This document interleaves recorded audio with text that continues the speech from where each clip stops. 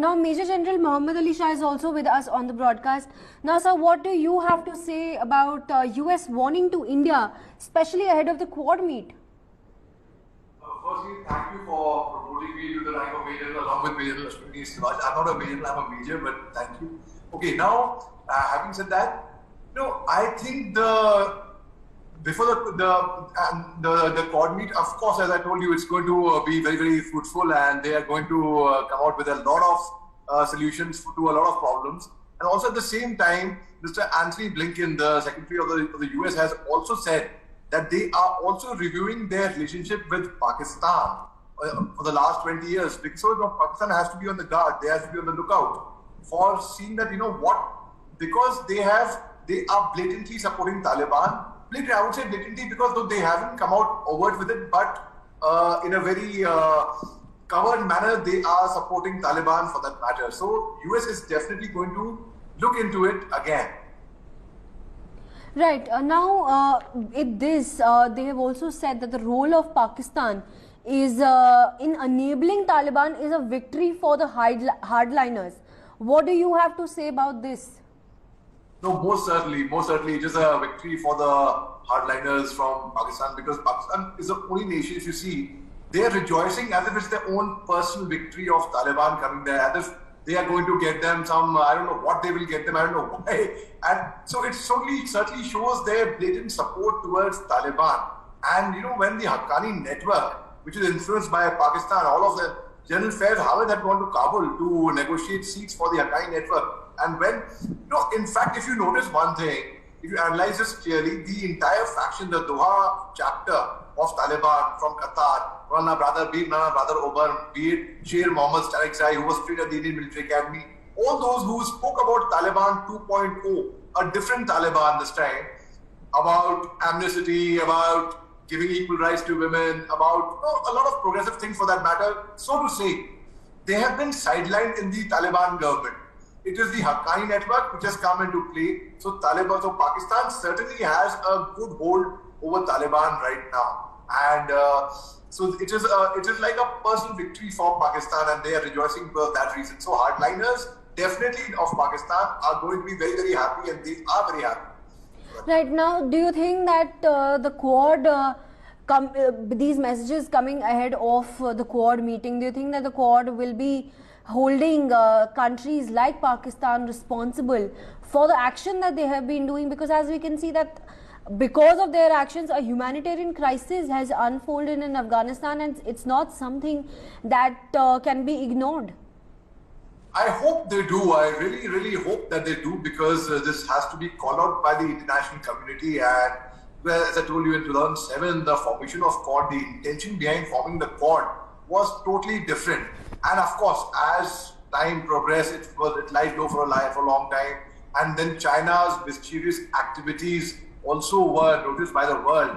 And that also got included in the report card, actually, I would say the diary maintained by the Quad for that matter. So I really hope the misdoings of Pakistan are also recorded and discussed in the Quad, because Pakistan is totally incorrigible.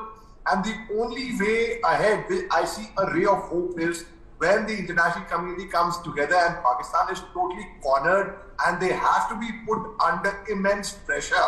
That is the only, so I really hope that also in the Quad meeting on 24th September is discussed finally. Right. Major Mohammed Ali Shah is joining us on the broadcast for this story. Now, sir, China reacts against the Quad summit that's going to be held. What are your thoughts on this? See, China is honestly feeling threatened, and they feel that people are working against their interests. It's like an example I'll give you. A person who is, for example, a person who is schizophrenic will think that, oh, everyone is working against them, right? That's an example I'm giving. Everyone's against them, nobody wants their happiness. Now, China must understand the formation of Quad. The Quad is not a new development. It was formed in the year 2007 when the tsunami took place. At that time, Australia, Japan, India, and of course, with the support of America, they came together. They said, let us form a structure, a collateral structure, where we can help people in terms of an emergency. That is how the Quad actually came in. The dialogue for Quad started in the year 2007. That's a different thing that it was lying low for about 10 years. In 2017, it again picked up momentum. Again, it went slow. Then again, when China started its, they just feel guilty. They have a guilty conscience. So it's only when China started with their nefarious activities and started trying to create biological warfare, global terror around the world, that is when Quad, we can call it coincidence, it coincided around the same time and reactivated. And there again it was decided that in Anderson Air Force Base in America, they would train the fighter pilots. The Japan, Australia, India and US, they'll have joint exercises. So China started feeling a bit insecure about it because they were left behind. So China tried to interfere with that, and now China is saying, just 2 days back, Joe Biden spoke to the Chinese counterpart, Xi Jinping, and told him that China has nothing to fear. In fact, their tussle between the powers should not become a global conflict. And US is not insecure, they are not having any tussle for power. It is China which is trying to be over-ambitious. So when the Quad was formed because of the natural disaster of tsunami, so that such a disaster, if it occurs, what are the contingency measures to be taken? China is unnecessarily feeling guilty. In fact, this guilty conscience of China also proves their guilt. Only a person who would be guilty would react that way. Right. Just as you mentioned, now Jaishankar has also said that, Quad should not be looked at as very limited, as a grouping with a very limited agenda, and it has a very broad and substantial agenda. Now, what can we expect from the Quad summit that's going to be held?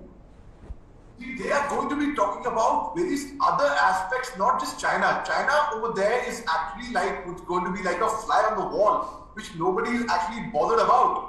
They have bigger things to look after, such as cyberspace security, the change of weather, global warming. They have other things to discuss. And yes, of course, why not so? China also would be brought about in this meeting, but they are larger dimensions, larger aspects than just only China. And China, as I told you, they're just fearing.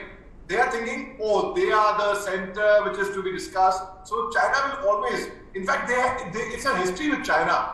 When they had no business on 9th March 2019, even for a UN General Assembly meeting, when they were going for Maulana Masood Azhar to be named as a global terrorist, China puts its foot down. They had no business. So in international affairs, China is like, I'll give you an example. If someone keeps you secluded from a meeting, from a conference, or from an informal gathering, or does not give you an invitation to come for a party, you would feel left out. And you would feel, oh, so-and-so is conspiring against me, maybe that's why. So that is exactly the same analogy I'm giving, how China is feeling, and this is the reason for China's reaction in this adverse manner, for that matter. Right.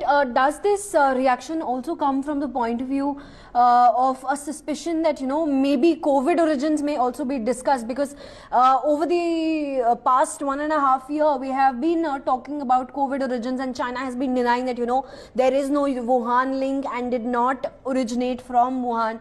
But time and again, we have also been seeing that, new variants have been emerging. India and the world at large is still reeling under the COVID pandemic. So does that emancipate from that point of view? 100%. 100%. In fact, COVID-19 is an issue which is going to be discussed. It is being discussed all over, and here, one of the main points of the discussion is definitely going to be COVID-19, and China 100% come from the suspicion and moreover the guilty conscience, because it is not the COVID-19 or coronavirus. I would call it the Wuhan virus. And China knows very well what they've done. If they have to even debate that they are not responsible for it, it didn't start from there, whatever.